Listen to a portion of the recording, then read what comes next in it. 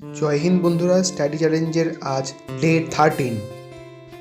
আজ সকালে ঘুম থেকে উঠে প্রথমে আমার কিছু ইনডোর প্ল্যান্ট যেগুলো সিঁড়ির উপরে রাখা ছিল সেগুলোকে প্রথমে আজকে ঘরে নিয়ে আসলাম। আসলে আমার ঘরে রোদ ঢোকে না, তাই মাঝে মধ্যে সিঁড়িতে রেখে আসতে হয়। এরপর আজকের টু ডু লিস্টটা প্রথমে তৈরি করে নিই। আজকে আমি এই টপিকগুলি কভার করব এবং পড়তে বসে পড়ি। আজ যেহেতু মঙ্গলবার ছিল, তাই দুপুরে স্নান করে বজরংবলীর পুজোটা তাড়াতাড়ি করে নিই। দুপুরে খাওয়া দাওয়ার পরে 1 ঘন্টা পাওয়ার ন্যাপ নিই। সন্ধ্যের দিকে একটু দরকারে মার্কেটে যেতে হয়, তারপর বাড়ি এসে আবার পড়া শুরু করি। সকালের দিকে যেহেতু আজকের ম্যাথ এবং জিআই পোর্শনটা প্রায় কভার করে নিয়েছি, তাই সন্ধ্যে থেকে শুরু হয় জিকে পড়া।